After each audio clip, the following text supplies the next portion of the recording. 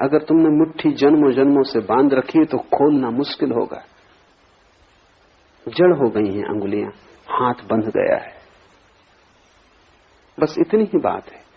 थोड़े से प्रयत्न की जरूरत है कि मांसपेशियां फिर सजग हो जाएं, खून फिर हाथ उंगलियों में दौड़ने लगे और तुम खोलने में समर्थ हो जाओ। जिसे बांधा है वो खुल सकता है, इतना तो पक्का है, नहीं तो बांधते कैसे। मुट्ठी बंधती है क्योंकि खुल सकती है, कभी खुली ही रही होगी तभी बंधी है, फिर कभी खुल सकती है। लेकिन अगर बहुत दिन तक बांध के रखी तो खुलना मुश्किल हो जाता है। बस इतनी ही अड़चन है। प्रयत्न की इसलिए जरूरत है। प्रयत्न का अर्थ है चित्त को छोड़ने के लिए श्रम करना होगा, और चित्त बार बार तुम्हें समझाएगा कि क्या कर रहे हो, क्या पागलपन कर रहे हो, क्योंकि तुमने छोड़ा कि चित्त मरा। प्रयत्न साधक है। तुम जब तक साधक न होगे तब तक तुम प्रयत्न न करो। प्रयत्न तुम थोड़ा बहुत करते भी हो, लेकिन वो हमेशा आधा आधा है, और आधे मन से किए गए प्रयत्न का कोई अर्थ नहीं। वो ऐसा है जैसे एक हाथ से चाक को पकड़े हैं और दूसरे से छोड़ा, फिर इससे पकड़ा और दूसरे से छोड़ा, उससे कुछ हल न होगा। नहीं, आधे आधे से कोई प्रयोजन नहीं। एक व्यापारी अपनी पत्नी को सांझ कहा कि एक बड़ा ग्राहक आ रहा है, लाखों रुपए का सौदा होना है, तो मैं जाता हूं। ताजमहल में भोजन पर निमंत्रण दिया है। वो गया, रात आधी रात पिए खाए पिए लौटा। पत्नी ने कहा कुछ हुआ? उसने कहा 50-50, आधा आधा। पत्नी ने कहा चलो कुछ तो हुआ। फिर पत्नी ने सोचा कि मतलब क्या है आधे आधे का, तो उसने पूछा जब वो सोने ही जा रहा था पति की 50-50 का मतलब, तो उसने कहा मैं तो पहुंचा, वो ग्राहक नहीं आया। तुम जब भी आधे आधे हो बस ऐसा ही है, कुछ होगा नहीं, वो 50-50 है नहीं। और सब जगह तुम आधे आधे हो, पूरे तुम कहीं भी नहीं हो। जहां तुम पूरे हो जाते हो वहीं जीवन में क्रांति घटनी शुरू हो जाती। तब तुम उबलते हो, तब तुम 100 डिग्री पर वाष्पीभूत होते हो, तब पानी भाप बनता है। तब तुम नीचे की तरफ नहीं बहते जैसा पानी बहता है, तब तुम भाप की तरह ऊपर उठते हो। तब तुम्हारी दिशा अधोगामी नहीं रह जाती, ऊर्ध्वगामी हो जाती। प्रयत्न साधक है, तुम्हें आलस से छोड़ना पड़े।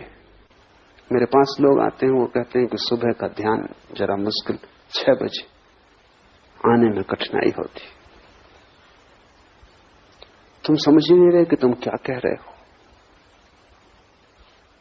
अगर तुम्हें 6 बजे उठने में कठिनाई हो रही है तो तुम्हें मन के बाहर जागने में तो भयंकर कष्ट होगा।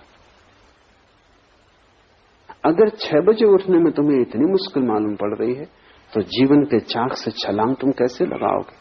एक छोटी सी आदत कि तुम 6 बजे नहीं उठते रहे हो, बस 2-4 दिन आलस्य पकड़ेगा, पर आलस्य को तुम जीतने देते हो और आलस्य की कीमत पर ध्यान को खोने को तुम तैयार हो, तो ध्यान का तुम्हारे मन में कोई मूल्य ही नहीं है। अगर मूल्य होता तो ये सवाल तुम उठाते ना। कोई आता है वो कहता है कि 4 ध्यान में तो थकान हो जाती, अगर 2 छोड़ दें। तुम 4 ही छोड़ सकते हो, क्योंकि 4 में थकान होती, 2 में आधी होगी, लेकिन होगी तो। और मैं जानता हूं कि अगर मैं तुम्हारे मन को सुविधा दूं कि 2 छोड़ दो, कल तुम आओगे कि 1 ही करें, तो क्योंकि वही मन, 2 में भी तुम थकोगे तो ही। अगर तुम उस सूत्र को बांध कर चलते हो तो तुम आज नहीं कल आलस में डूबना ही पसंद करोगे, क्योंकि कुछ भी करने में श्रम तो होगा। ध्यान रहे, जीवन श्रम है, मृत्यु विश्राम है। तो अगर मरना हो तब कुछ करने की जरूरत नहीं, अगर जीना हो तो कुछ करना पड़ेगा। और अगर विराट जीना हो तो विराट उद्यम करना होगा। अगर परमात्मा को पाना हो तो ऐसा छोटा छोटा प्रयास काम नहीं करेगा, तुम्हारा पूरा जीवन ही प्रयास बन जाए।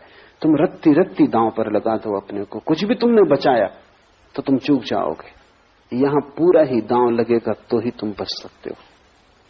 इसलिए थोड़े से लोग उपलब्ध हो पाते हैं, कोई कारण नहीं सिवाय आलस्य के। तुम ध्यान भी करते हो तो तुम ऐसे करते हो कहीं पैर में चोट ना लग जाए, कि कहीं किसी का धक्का ना लग जाए, कि ऐसा करें कि थक भी ना जाएं।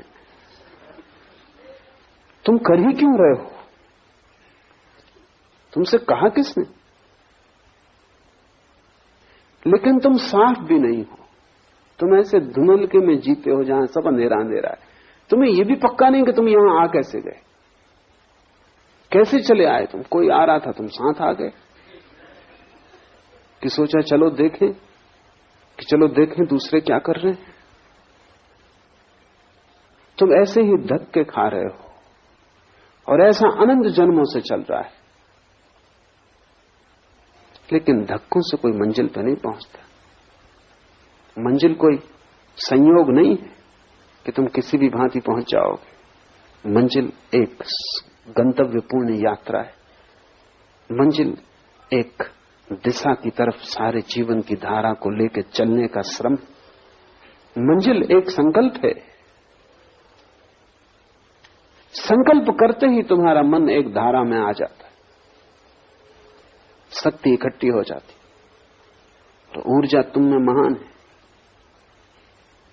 तुम जितना सोचते हो कि इतनी कम शक्ति है कि इतने जल्दी थक जाओगे, वो तुम गलती में हो। मनुष्य के शरीर में शक्ति के ऊर्जा के 3 तल हैं। एक तल ऊपर का है जो रोजमर्रा काम के लिए, जैसे तुम जेब खर्च के लिए खीसे में कुछ रुपए डाल रखते हो, वो तुम्हारी पूरी संपदा नहीं। वो जेब खर्च के लिए है कि बाजार गए कुछ सामान वगैरह लाना, कुछ रुपए। मुल्ला नसरुद्दीन एक दफा गांव से गुजर रहा था, बाहर अंधेरा था, 4 आदमियों ने पकड़ कर उस पर हमला कर दिया। उसने इस भयंकर ढंग से लड़ाई की कि चारों को पछाड़ दिया। बामुश्किल वो 4 उस पर कब्जा कर पाए, बामुश्किल। और जब उसके खीसे में हाथ डाला तो केवल 7 पैसे थे। तो उनने कहा हद कर दी नसरुद्दीन, 7 पैसे के लिए? नसरुद्दीन ने कहा कि मैं नहीं समझा कि तुम 7 पैसे के लिए लड़ रहे हो। बाएं पैर के जूते में 500 रुपए छिपा रखे। लेकिन तब उनने भी हिम्मत न की उसका बायां जूता खोलने की, क्योंकि जो 7 पैसे के लिए ऐसा भयंकर श्रम किया, उन्होंने कहा नमस्कार, फिर कभी।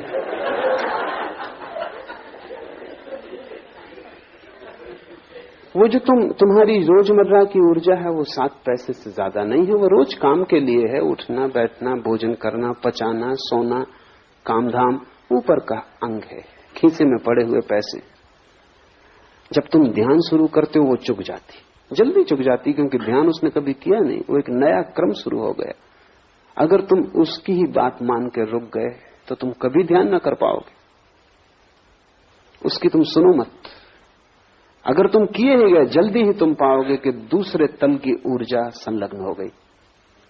कई दफे तुम्हें अनुभव भी होता है, तुम बैठे हो, रात सोने जा रहे थे, ऐसी नींद आ रही थी कि पलक खुलते नहीं खुलते थे, कि तत्क्षण घर में आग लग गई। फिर तुम सो पाते हो, फिर तुम कहते हो मुझे नींद आ रही ना, नींद तिरोहित हो जाती। कहां से ये ऊर्जा आई? अभी तुम झपकी खा रहे थे और तुमसे कोई कहता गीता पढ़ो तो तुम कहते भाई मुश्किल, लेकिन घर में आग लग गई।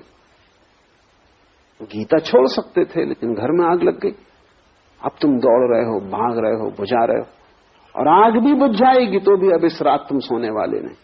अब तुम जागे ही रहोगे, कितनी कोशिश करो सोने की, नींद ना आएगी। क्या हुआ?